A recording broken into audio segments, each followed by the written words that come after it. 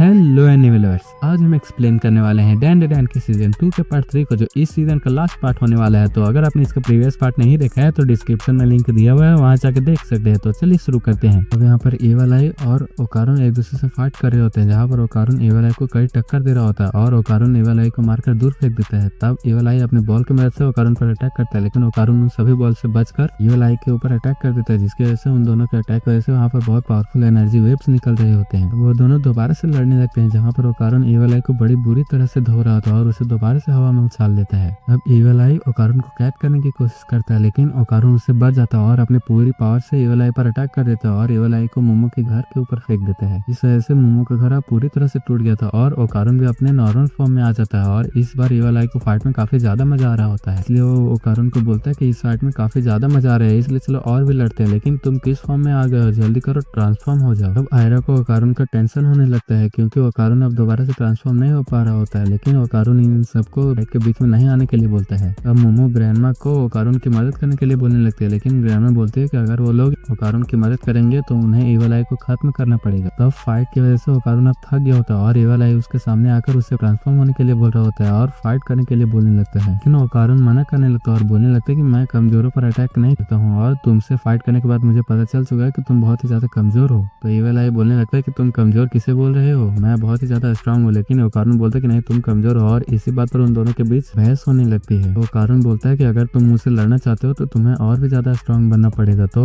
एवल आई मान जाता है और बोलता है कि हाँ, वो और भी ज्यादा स्ट्रांग बनेगा। अब ओकारुन बोलता है कि मैं तुमसे तभी लड़ूंगा जब तुम किसी और ह्यूमन पर अटैक नहीं करोगे और सिर्फ मुझसे ही लड़ोगे, तब मैं तुमसे लड़ूंगा। तो एवल आई इसके लिए मान जाता है, लेकिन ओकारुन बोलता है कि वो एवल आई से हफ्ते में केवल एक बार ही लड़ेगा, जिसके लिए एवल आई नहीं मान रहा होता है। तब ये सब देखकर ग्रैंडमा हंसने लगती है और मोमो टर्बो ग्रैनी से पूछने लगती है कि आखिरकार ओकारुन करना क्या चाहता है। तो टर्बो ग्रैनी बताती है कि ओकारुन एवल आई का प्लेमैट बनना चाहता है और उसे बताने लगता है। अब हमें पास्ट का सीन दिखाया जाता है, जहाँ पर जब ओकारुन बोल रहा होता है कि पिछली बार जब ओकारुन ने एवल आई से फाइट की थी तो एवल आई ने बोला था कि वो खेल को और भी ज्यादा सीरियस खेलना चाहता है। इसे नहीं पता कि ऐसा क्यों है, लेकिन अभी एवल आई के लिए मर्डर एक गेम की तरह है और टर्बो ग्रैनी ने भी बोला था कि अभी एवल आई एक न्यू बॉर्न बेबी की तरह है और अगर ये बात सच है तो वो और भी ज्यादा खेलना चाहता है। इसलिए मैं अगर एवल आई को हरा दूंगा तो उसकी सारी अटेंशन मेरी तरफ आ जाएगी और वो किसी और को हर्ट नहीं करेगा। अब प्रेजेंट में ओकारुन और एवल आई एक डील करते हैं, जिसमें हर हफ्ते ओकारुन ट्यूसडे को स्कूल के बाद एवल आई से फाइट करेगा और इसके बदले एवल आई किसी भी ह्यूमन को हर्ट नहीं करेगा, जिसके लिए एवल आई भी मान जाता है। तब एवल आई अपने कच्छे को उतारकर ओकारुन को देने लगता है, क्योंकि उस कच्छे के अंदर काफी सारे आत्माएं होती हैं जो ह्यूमन को मारना चाहती है। इसलिए वो ओकारुन को इस कच्छे को तब तक संभालने के लिए बोलता है जब तक एवल आई ओकारुन को हरा नहीं देता है। तो ओकारुन भी इसके लिए मान जाता है। अब जीजी भी नॉर्मल हो जाता है और ओकारुन जीजी से बोलता है कि अब सभी कुछ ठीक है, जिसकी वजह से जीजी की आंखों में आंसू आ जाती है और सुबह मांजिरो उस कच्छे को अपने साथ ले जाने लगता है, क्योंकि वो एक कर्स आइटम है, जिसके वजह से वो उसे एक सुरक्षित स्थान पर ले जाने लगता है। जिसके बाद वो वहाँ से चला जाता है। तभी वहाँ पर जीजी के मॉम डैड भी आ जाते हैं, जो ग्रैंडमा को जीजी का ध्यान रखने के लिए थैंक्स बोल रहे होते हैं। अब ग्रैंडमा जीजी को अपने स्पिरिचुअल एनर्जी को कंट्रोल करने के लिए बोलता है और उस पर काम करने के लिए बोलता है, जिसके बाद जीजी उन सबको थैंक्स बोलकर वहाँ से चला जाता है। अब आयरा भी अपना सामान लेकर वहाँ से जाने लगती है। तब ओकारुन मोमो को बोलती है कि यहाँ हमें रखने के लिए थैंक्स। तो मोमो बोलने लगते है कि क्या तुम इतना ही बोलोगे।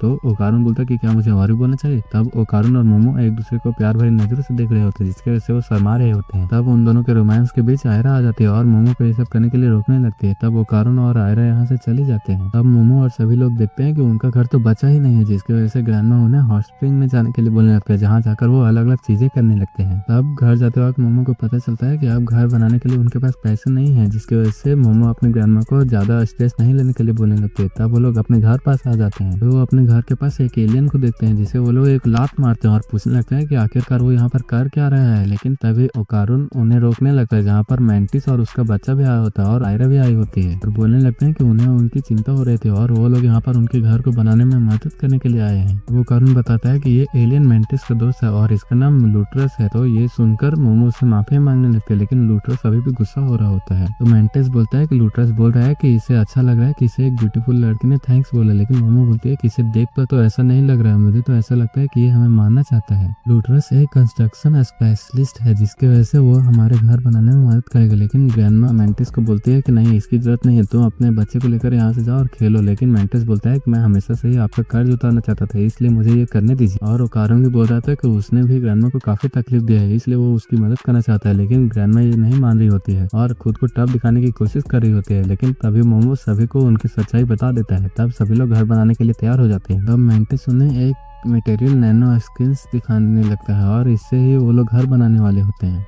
और इस नैनो स्किन को वो लोग क्ले की तरह यूज करते हैं, जिससे वो किसी भी तरह से शेप दे सकते हैं। अब सभी लोग उस चीज को बनाने के लिए एक्साइटेड हो जाते हैं और मेंटिस उन्हें बताता है कि अगर ये नैनो स्किन टूट जाता है तो वो दोबारा से अपने ओरिजिनल शेप में हो जाएगा और इसे पकड़कर आप किसी भी शेप के बारे में सोचेंगे तो ये नैनो स्किन उसी शेप में बदल जाएगा। अब वो सभी लोग इसी तरह से अपना घर बनाने लगते हैं और अगले ही दिन वो लोग अपने घर को कंप्लीट कर लेते हैं। लेकिन लूटरस अभी भी गुस्सा हो रहा होता है। तब मोमो उन सबको थैंक्स बोल रही होती है और आयरा वहां से चली जाती है और वो कारण भी उसे थैंक्स बोलता है और बोलने लगता है कि यहाँ रहते हुए उसे ऐसा लग रहा था कि ये उसी का घर है। तो मोमो बोलती है कि ये जगह देखते ही देखते खास हो गई है, इसलिए हमें इस घर को प्रोटेक्ट करना होगा और तुम यहाँ पर कभी भी आ सकते हो। जो सुनकर वो कारण खुश हो जाता है। तब सभी लोग वहाँ से चले जाते हैं। तब यहाँ पर जीजी की फैमिली भी मोमो के घर को जोड़ने के लिए सामान ला रहे होते हैं और उन्होंने जीजी को काफी दौड़ाया होता है, जिसकी वजह से जीजी की हालत खराब हो गई होती है। लेकिन वो लोग देखते हैं कि वहाँ पर घर तो पहले ही बन चुका होता है और मोमो उन्हें सारी बात बताती है और उन्हें शांत रहने के लिए बोल रही होती है क्योंकि ग्रैंड अभी भी सो रही होती है। अब अगले दिन मोमो और जीजी स्कूल जाने लगते हैं, जहाँ पर मोमो पूछती है कि जीजी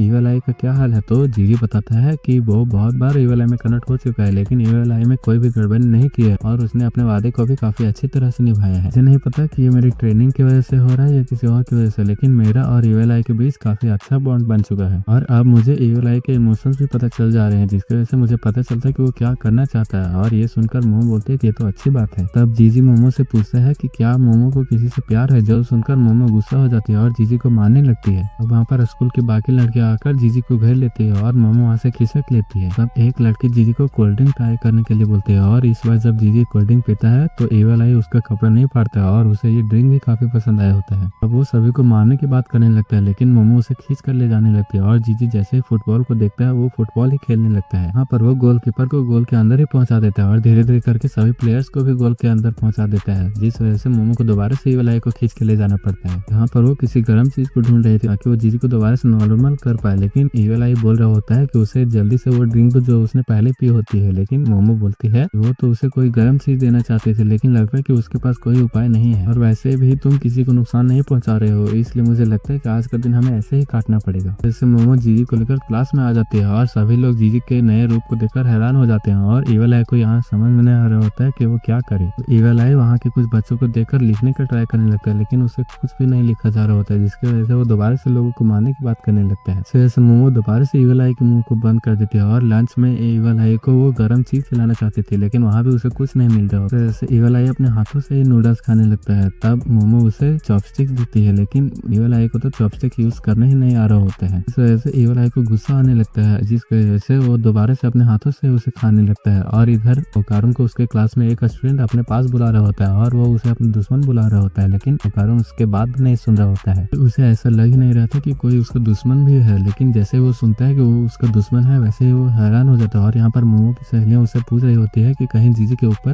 पर्सन सोसाइटी के भूत ने कब्जा तो नहीं कर लिया है या कि उसके पास कोई गोल्डन बॉल तो नहीं है। जो सुनकर मोमो हैरान हो जाती है। मोमो उनसे पूछने लगती है कि आखिरकार उन्हें गोल्डन बॉल के बारे में कैसे पता है। तब मोमो को एक पिक्चर दिखाने लगता है जिसमें उससे ओकारुन का गोल्डन बॉल दिखाया जा रहा होता है। अब हमें यहाँ पर किंडर को दिखाया जाता है जो बहुत ही स्टाइल से तैयार होकर गाने गाते हुए डांस करते हुए स्कूल जा रहा होता है, लेकिन जैसे वो स्कूल पहुंचता है वहाँ पर वो शांत हो जाता है। इधर हम ओकारुन को देखते हैं जो मोमो के साथ दोस्ती करने के बाद पहली बार उससे मिलने वाला था और इधर मोमो भी उसका गेट पर इंतजार कर रही होती है। तो ओकारुन सोचने लगता है कि क्या मोमो सच में मेरा वेट कर रही है। हमने साथ में काफी कुछ सहा है, लेकिन मुझे नहीं लगता है कि मोमो मेरा वेट कर रही है, इसलिए मुझे लगता है कि मुझे यहाँ से निकल लेना चाहिए। अब वो शांति से मोमो के बगल से जाने लगता है, लेकिन तभी मोमो उसके पास आ जाते हैं और उससे बातें करने लगते हैं, जो देखकर किंटा हैरान हो जाता है क्योंकि उसे लग रहा होता है कि ओकारुन जैसा बंदा से मोमो कभी नहीं बात कर सकती है। अब ओकारुन क्लास में चले जाता है जहाँ पर किंटा अपनी साइफाई वाली मैगजीन्स को पढ़ते हुए ओकारुन पर नजर रख रहा होता है और ओकारुन भी अपने एलियन वाली बुक्स पढ़ने लगता है। तब लंच में ओकारुन मोमो को ढूंढने के लिए चला जाता है और मोमो भी ओकारुन को ही ढूंढ रही थी, जिसकी वजह से वो लोग एक दूसरे को अलग अलग जगह पर ढूंढने लगते हैं, जिस वजह से वो लोग एक दूसरे से नहीं मिल पा रहे होते हैं और किंटा भी ओकारुन का पीछे कर रहा होता है, जिससे वो दोनों ही एक दूसरे को नहीं ढूंढ पा रहे होते हैं, जिससे वो अलग अलग बेंच पर जाके बैठ जाते हैं और ओकारुन सोचने लगता है कि मोमो पक्का मुझे अवॉइड कर रही है, क्योंकि लगता है कि मोमो को ये एहसास हो गया कि मैं बहुत ज्यादा बोरिंग इंसान हूँ।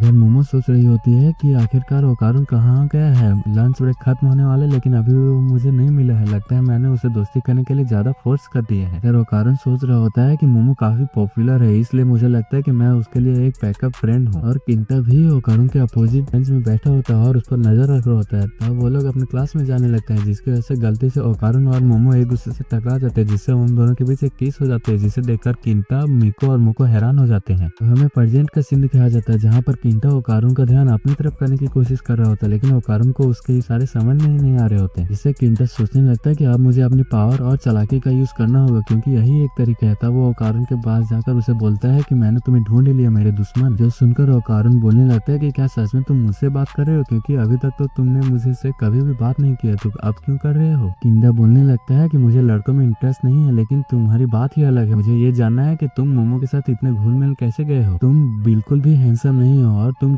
एक चोमू टाइप के लड़के हो, और अब तो तुम्हारी दोस्ती आयरा के पास भी हो गई है, तो आखिरकार जल्दी बताओ कि तुम लड़कियों के बीच इतने पॉपुलर कैसे हो सकते हो। तो ओकारुन बोलने लगता है कि ऐसा नहीं है, मैं लड़कियों के बीच पॉपुलर नहीं हूँ। लेकिन तभी वहाँ पर मोमो आ जाती है और चिल्लाते हुए ओकारुन को बोलने लगती है कि मुझे तुम्हारा सिर्फ गोल्डन बॉल मिल चुका है। जो सुनकर किंटा हैरान हो जाता है और वो बोलने लगती है कि क्या ये तुम्हारा दोस्त है। तो किंटा बोलने लगता है कि सभी की सोच दोस्त को लेकर अलग अलग होती है, इसलिए तुम हमें दोस्त कह सकती हो। तो मोमो बोलने लगती है कि मुझे ऐसा ही लगता है, क्योंकि तुमको देखकर ऐसा ही लगता है कि तुम दोनों के बीच बहुत ही अच्छी बनती है। लेकिन इसे छोड़ो ओकारुन, मुझे तुम्हारी नेक्स्ट गोल्डन बॉल मिल चुकी है। लेकिन ओकारुन बोलने लगता है कि मोमो हमें यहाँ से बाहर जाकर बात करनी चाहिए। किंटा सोचने लगता है कि ये है ओकारुन को पॉपुलर होने का कारण, क्योंकि वो हमें लड़कियों के साथ स्पाइसी टॉक्स करना चाहिए। वहाँ पर एक लड़की आ जाती है जो मोमो को यहाँ से बाहर जाने के लिए बोल रही होती है, क्योंकि उसके आवाज की वजह से उनके स्टडी में प्रॉब्लम हो रही होती है। तब मोमो ओकारुन को लेकर वहाँ से जाने लगती है। तब वो लड़की ओकारुन को यहाँ से जाने के लिए मना करने लगती है, क्योंकि उसे लग रहा होता है कि मोमो ओकारुन को बुली कर रही है और क्लास रिप्रेजेंटेटिव के तौर पर उसे ओकारुन को बुली होने से बचाना ही पड़ेगा। जिस वजह से मोमो और उस लड़की के बीच लड़ाई हो जाती है और किंटा ये देखकर हैरान हो जाता है कि ओकारुन के लिए दो लड़कियां आपस में लड़ रही है। अब उस लड़ाई को रोकने के लिए किंटा बीच में आ जाता है और लड़कियों से बात करने के लिए स्पाइसी टॉक करने लगता है, जिसकी वजह से वो दोनों ही किंटा को वार्निंग देते हैं कि ऐसा अगर उसने दोबारा किया तो वो उसे मार देंगे। और मोमो और ओकारुन गोल्डन बॉल को लेने के लिए जाने लगते हैं, जहाँ पर मोमो ओकारुन से बोल रही होती है कि उस लड़की की प्रॉब्लम क्या है, आखिरकार वो तुम्हारे लिए इतना चिंता क्यों कर रही थी। तो ओकारुन बोलने लगता है कि मुझे भी नहीं पता, क्योंकि आज से पहले किसी ने भी मुझसे बात करने की कोशिश भी नहीं की थी,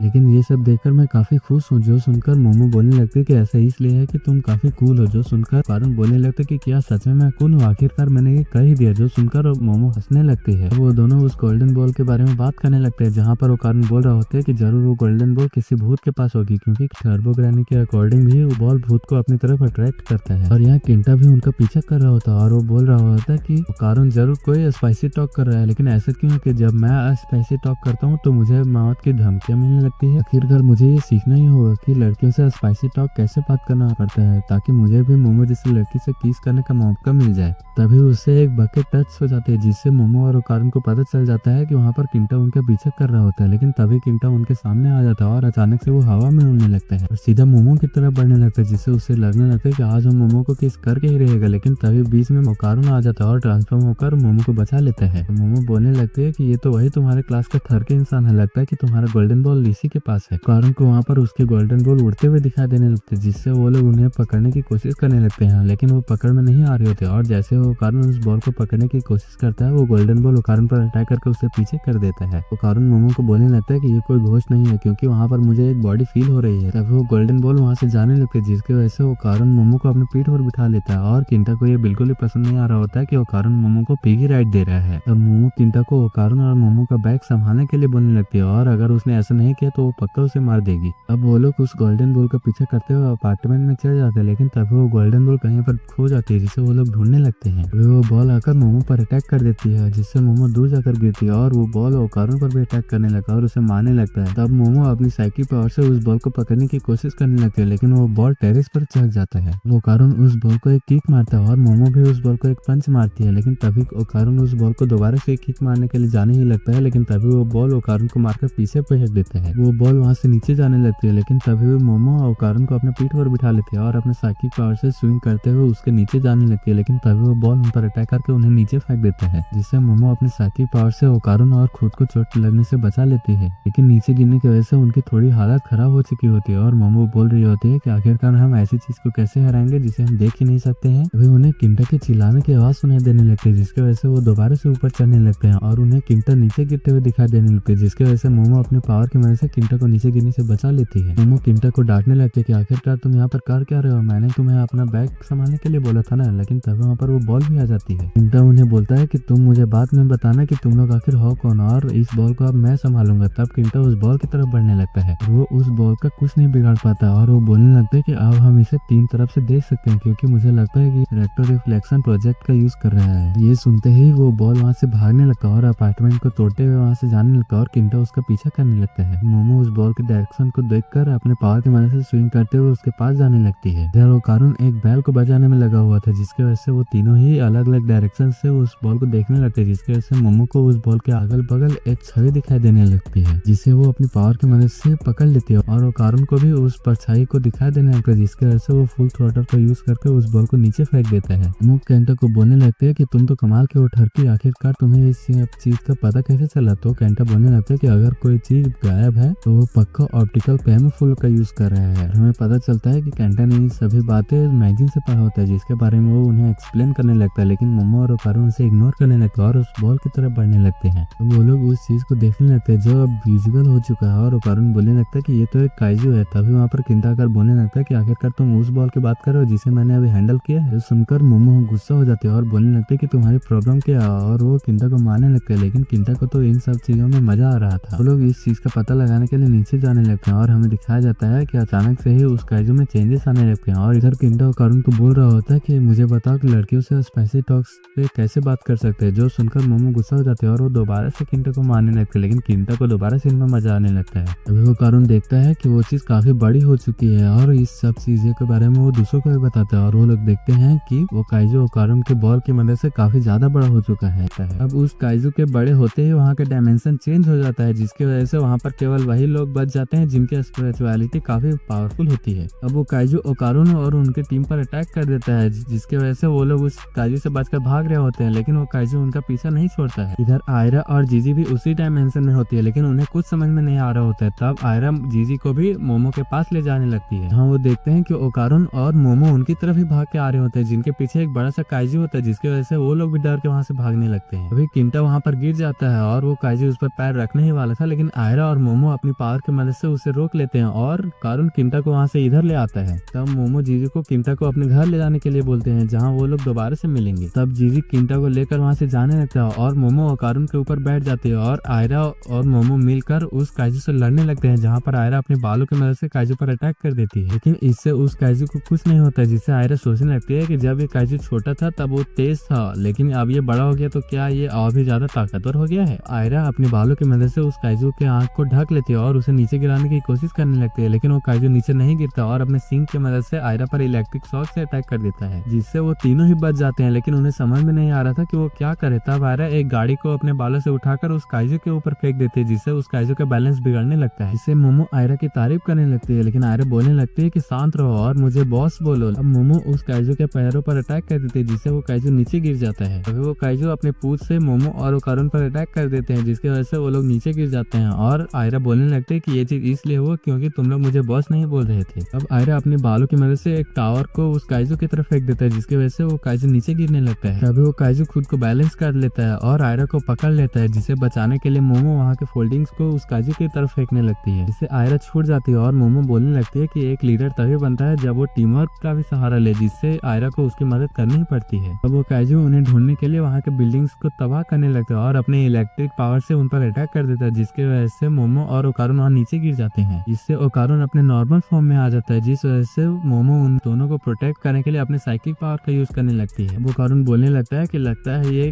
काइजू डायनासोर का वंशज है जो स्पेस में सर्वाइव करने की वजह से इवॉल्व हो चुका है। लगता है ये किसी कॉस्मिक एनर्जी को इलेक्ट्रिक एनर्जी में कन्वर्ट कर दे रहा है, इसी वजह से ये ऑप्टिकल कैमोफ्लेज भी यूज कर पा रहा था, इसलिए अगर हम इसके लाइट के सोर्स को ढूंढ पाएंगे तो हम इसे रोक पाएंगे। अब आयरा उस काइजू का ध्यान भटकाने लगता है, जिसकी वजह से उस काइजू का अटैक मोमो और ओकारुन से हट जाने जाता है और मोमो अपनी साइकिक पावर से उस इलेक्ट्रिक शॉक को उस काइजू की तरफ ही कर देता है, जिससे वो काइजू नीचे गिर जाता है। तब आयरा उस पर अटैक करने के लिए उसकी तरफ बढ़ने लगते हैं, लेकिन उसे वहाँ पर कोई दिखाई ही नहीं देता है। आयरा को लगने लगता है वो काइजू यहाँ से भाग गया, लेकिन तभी मोमो उसे बताती है कि वो काइजू भागा नहीं है, बल्कि वो काइजू आयरा पर अटैक करने के लिए इनविजिबल होकर उनकी तरफ ही बढ़ने लगता है। तभी वो काइजू आयरा पर अटैक करने वाला था, लेकिन ओकारुन उसे इस चीज के बारे में बता देता है। तब आयरा जंप करके उस अटैक से बच जाती है। अब आयरा दोबारा से उसके अटैक से बच जाती है, लेकिन उसे समझ में नहीं आ रहा था कि वो क्या करे, और वहाँ पर धुआं धुआं हो जाता है, जिसके वजह से वो काइजू इलेक्ट्रिक शॉक से उस आयरा पर अटैक करने में कामयाब हो जाता है और अपने सिर से भी आयरा पर अटैक कर देता है। इधर जीजी किंटा को लेकर भाग रहा होता है, जहाँ वो किंटा को बोल रहा होता है कि वो अपने पसीने को उससे दूर रखे, लेकिन किंटा को लग रहा होता है कि वो उसका बेसिक कर रहा है, इसलिए वो अपने पसीने को जानबूझकर जीजी में टच करवा देता है। इससे जीजी ईवल आई में कन्वर्ट होने लगता है, लेकिन जीजी अपने पावर को कंट्रोल करता है और ट्रांसफॉर्म होने से बच जाता है। लेकिन तभी किंटा अपने मुंह को इधर उधर घुमाता है, जिसकी वजह से उसका पसीना दोबारा से जीजी पर गिरता है और वो ईवल आई में कन्वर्ट हो जाता है और जीजी के बैग को खोलकर वहां से फेंक देता है और वहां से जाने लगता है, जिस वजह से किंटा उसे बोलने लगता है कि तुम कहाँ जा रहे हो, तुम्हें तो मुझे यहाँ से लेकर जाना था ना, अगर मोमो को इस बारे में पता चलेगा तो वो तुम्हें छोड़ेगा नहीं। तो ईवल आई बोलता है कि आखिरकार मोमो कहाँ पे है। किंटा बताता है कि मोमो ने हमें उसके घर पर मिलने के लिए बोला था, जिस वजह से ईवल आई को लगने लगता है कि आज ही वो दिन है जिसमें वो ओकारुन से लड़ेगा, जिस वजह से वो खुश होकर मोमो के घर तरफ भागने लगता है। इधर आयरा की हालत खराब हो गई होती है और वो काइजू दोबारा से आयरा पर अटैक करने वाला था, लेकिन ओकारुन फुल थ्रोटल का यूज करके आयरा को बचा लेता है, लेकिन उसका ट्रांसफॉर्मेशन हवा में ही खत्म हो जाता है, जिस वजह से वो लोग नीचे गिरने लगते हैं। लेकिन मोमो अपनी साइकिक पावर को यूज करके उन्हें पकड़ लेता है, लेकिन तभी वो काइजू भी उन दोनों को ही पकड़ लेता है। तभी ईवल आई को फेंका हुआ वो बैग काइजू से टकरा जाता है, जिसकी वजह से वो काइजू नीचे गिरने लगता है और मोमो ओकारुन और आयरा को पकड़कर स्विंग करते हुए अपने घर आ जाती है, जहाँ हमें दिखाया जाता है कि आयरा ने ओकारुन को कस के पकड़ रखा होता है और उसे इस चीज में मजा आ रहा होता है, जिसकी वजह से मोमो उसे उससे अलग कर देती है और वो दोनों के बीच दोबारा से लड़ाई स्टार्ट हो जाती है। तो वहाँ पर ईवल आई आ जाता है, जो बोलने लगता है आखिरकार वो दिन आ ही गया जब मैं तुमसे लड़ूंगा, तो चलो स्टार्ट करते हैं। लेकिन ओकारुन समझाता है उसे कि आज वो दिन नहीं है, जिससे ईवल आई उदास हो जाता है। मोमो ओकारुन से पूछती है कि क्या हम उस काइजू से लड़ने के लिए इस ईवल आई से मदद मांगे, लेकिन ओकारुन मना कर देता है और बोलने लगता है ईवल आई ने केवल मुझसे लड़ने के लिए ही शर्त लगाए, इसलिए अगर हम उससे किसी और से लड़ने के लिए बोलेंगे तो पता नहीं आगे वो क्या सोचेगा। ओकारुन देखता है कि उस घर में मोमो की ग्रैंडमा भी नहीं है और मोमो समझाती है कि उसकी ग्रैंडमा टीवी शो के लिए दूसरे स्टेट गई है, इसलिए हम उस काइजू का वीकनेस भी पता नहीं लगा पाएंगे। वो काइजू भी मोमो के घर की तरफ भी बढ़ रहा होता है, जिस वजह से उनके पास उससे लड़ने के अलावा कोई चारा नहीं बचता है। फिर ओकारुन वहाँ के नैनो स्किन को निकाल लेता है और सबको समझाता है कि हम इस नैनो स्किन की मदद से उस काइजू से लड़ सकते हैं। वो लोग इस चीज के बारे में डिस्कस करने लगते हैं, जहाँ पर ईवल आई ना लड़ पाने की वजह से काफी उदास होता है। अब ओकारुन सभी लोगों को समझाता है कि ये पूरा घर नैनो स्किन से बना है और नैनो स्किन ऐसी चीज है जिससे अगर हम मन में किसी चीज को भी इमेजिन करते हैं तो ये उसी की शेप में बदल जाता है। अगर हम पूरे घर को किसी चीज में ट्रांसफॉर्म करना सोचेंगे तो हम ऐसी चीज को बना सकते हैं जिससे हम उस काइजू से लड़ सकते हैं। वो घर अचानक से हिलने लगती है क्योंकि ओकारुन के मन में कोई भी शेप नहीं आ रही होती है। तब मोमो उसे उस घर को ठीक करने के लिए बोलने लगती है और वो उस घर का छत नीचे गिरने लगता है। किंटा बोलता है कि इस चीज में वो उनकी मदद कर सकता है और वो किसी चीज को सोचने लगता है, जिसकी वजह से वो पूरा घर ही एक साथ चमकने लगता है। इससे उस घर का शेप बदलने लगता है, जहाँ पर आयरा दूसरी तरफ चले जाती है, ईवल आई और किंटा नीचे चले जाते हैं। ओकारुन भी कहीं दूसरी जगह पर चला जाता है, जहाँ पर वो घूमते घूमते बाथरूम में चला जाता है। इधर केवल मोमो ही बच गई होती है, जो अचानक से ऊपर जाने लगती है और इधर ओकारुन पानी के अंदर चला गया होता है। इधर सभी लोग अलग अलग जगह पर पहुंच जाते हैं, लेकिन तभी वो लोग एक ऐसी जगह पर पहुंच जाते हैं जहाँ पर रोबोट को कंट्रोल करने वाला रिमोट्स होते हैं। इधर ओकारुन का कॉपेट के अंदर होता है, जहाँ घुसते ही हेयर ड्रायर्स उनके बाल को सुखा देते हैं। वो पूरा घर एक रोबोट में कन्वर्ट हो जाता है, जहाँ उसका शेप एक बुद्धा की तरह होता है, जिस वजह से किंटा को समझ में नहीं आ रहा होता है कि इस शेप ऐसा क्यों है, क्योंकि उसने बुद्धा तो इमेजिन नहीं किया था। अब सभी लोग एक दूसरे से कनेक्टेड हो जाते हैं। यहाँ पर मोमो बताती है कि ये बुद्धा उसकी इमेजिनेशन की वजह से हुआ है। अब यहाँ पर किंटा को ये देखकर काफी खुशी हो रही होती है कि उसे एक रोबोट चलाने को मिल रहा है और वो इस रोबोट का नाम ग्रेट किंटा बोधेत्सवा जेटा वर्जन रखता है। वो लोग बात करने लगते हैं कि ये सब तो ठीक है, लेकिन आखिरकार वो लोग इसे चलाएंगे कैसे। अब वो घर रोबोट में कन्वर्ट तो हो गया था, लेकिन किसी को भी नहीं पता था कि इसे चलाना कैसे है। इस वजह से वो सभी लोग अलग अलग बटन प्रेस करने लगते हैं। किंटा बोलता है कि सभी लोग शांत हो जाओ, मैं इस चीज का मैनुअल चेक करके बताता हूँ कि इसे कैसे चलाना है। लेकिन वो जो बात बोलता है उसे सभी लोगों को समझ में आ जाता है। किंटा को भी इसके बारे में कुछ नहीं पता है। तब मोमो सभी लोगों को अपने अपने पसंद का बटन प्रेस करने के लिए बोलने लगती है। अब सभी लोग बटन दबा देते हैं, जिसकी वजह से वो रोबोट टूटना स्टार्ट हो जाता है। इस वजह से वो कारण तो रिजेक्ट हो जाता है और वो काजू अभी भी इनकी तरफ ही बढ़ रहा होता है। चाहे किंटा को वहाँ पर एक लीवर दिखता है, इसे खींचते ही वो रोबोट आगे बढ़ने लगता है, लेकिन बैलेंस न होने की वजह से वो रोबोट नीचे गिर जाता है और जब किंटा उसे उठाता है तो वो उठने की जगह बैठ जाता है, जिस वजह से वहाँ वो काजू आ जाता है और उस रोबोट को एक लात मारता है, जिस वजह से मोमो के कॉपेट का एयर बैग खुल जाता है। अब वो काजू काजू इस रोबोट को अपने पूंछ से पकड़ लेता है और रिजेक्ट होने की वजह से ओकारुन का पैराशूट भी खुल जाता है और वो जब पीछे देखता है तो वो देखता है कि वो काजू इस रोबोट को काफी बुरी तरह से मार रहा है। अब ओकारुन चेयर से आजाद हो जाता है और मोमो के बारे में सोचने लगता है। तब इधर इवल आई भी अपने कॉर्पेट से आजाद हो जाता है और फ्रीडम फ्रीडम चिल्लाने लगता है, लेकिन तभी काजू इवल आई पर अपना लात रख देता है और जोर जोर से चिल्लाने लगता है। इवल आई उस काजू को अपने हाथों से उठा लेता है और उसे नीचे पटक देता है, लेकिन जो हवा का प्रेशर रिलीज होता है उसके वजह से इवल आई दूर जाकर गिरता है। अभी वो काजू अपने इलेक्ट्रिक शॉक से उस रोबोट पर अटैक कर देता है, जिसकी वजह से ओकारुन को समझ में नहीं आ रहा होता है कि वो मोमो और बाकी सबको कैसे बचा। और जैसे ही इवल आई को ये पता चलता है कि ये काजू काफी स्ट्रॉन्ग है, वो लड़ने के लिए एक्साइटेड हो जाता है। तब ओकारुन को भी समझ में आ जाता है कि उसे इससे लड़ने के लिए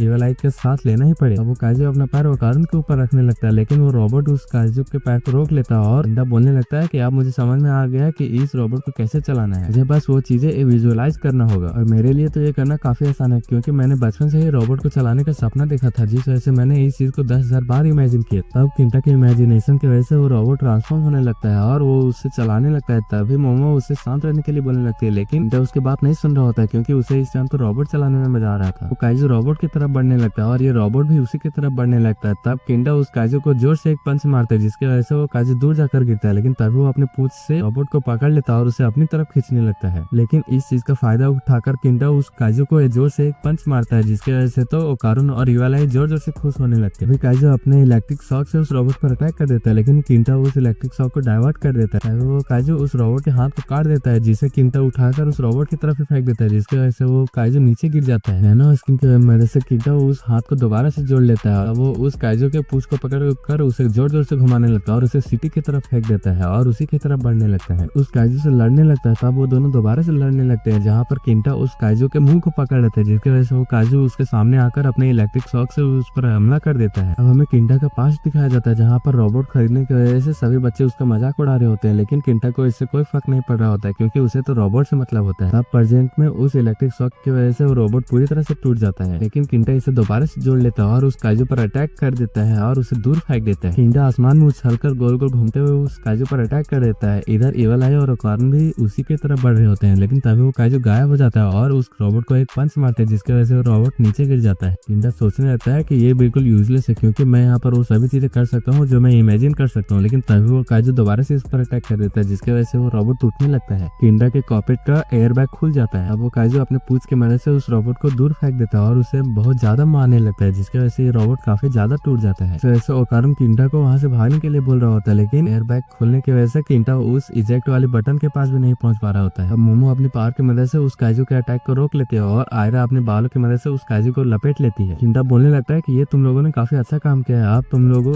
बाकी सब मुझ पर और ये रोबोट पर छोड़ दो। लेकिन आयरा और मोमो उससे साथ रहने के लिए बोल रहे होते हैं और इस रोबोट को मूव करने के लिए रोक रहे होते हैं, क्योंकि उन्हें मोशन सिकनेस हो रहा था, जिसकी वजह से उनकी हालत खराब हो गई थी। मोमो अपनी पावर की मदद से उस रोबोट को जोड़ देते हैं और उस काजू को ऊपर फेंक देते हैं। तभी इधर ओकारुन और इवल आई दूर भाग रहे होते हैं। मोमो उस काजू को अपने पावर की मदद से जमीन पर जोर से पटकते हैं, जिसकी वजह से वो काजू हार जाता है और दोबारा से नॉर्मल हो जाता है। लेकिन अचानक वो लोग बीच सिटी में रियल दुनिया में आ जाते हैं, जहाँ पर सभी लोग इतने बड़े रोबोट को देखकर शॉक हो जाते हैं और मोमो को समझ में नहीं आ रहा होता है कि वो लोग अब क्या करें। अभी किंटा मोमो को इमेजिनेशन करने के लिए बोलता है, जिसकी वजह से मोमो एक अजीब सी चीज इमेजिनेशन करती है और यूएफओ बनाकर अपने घर वापस आ जाती है। यहाँ आने के बाद मोमो और आर्या की हालत खराब हो गई होती है और किंटा ये बात सोचकर खुश हो रहा होता है कि अब उसे एक रोबोट चलाने का मौका मिल गया। लेकिन वो लोग इवल आई और ओकारुन को सिटी में छोड़ आए होते हैं। यहाँ सिटी में सभी लोग इतने बड़े काजू को देखकर हैरान हो रहे होते हैं और उसकी फोटो खींच रहे होते हैं, लेकिन तभी ओकारुन इवल आई को ढूंढने लगता है। वो देखते हैं कि इवल आई एक जगह पर ऊपर चढ़ रहा होता है, जिसकी वजह से ओकारुन उसे नीचे आने के लिए बोल रहा होता है, लेकिन इवल आई नहीं मानता और बोलता है कि तुम चुप कर जाओ, तुम कब से मुझे ऑर्डर देने लगे। तब वो नीचे नहीं जाता, जिस वजह से ओकारुन कुछ गन खाने के लिए ले आता है और जैसे ही इवल आई उसे खाता है वो दोबारा से नॉर्मल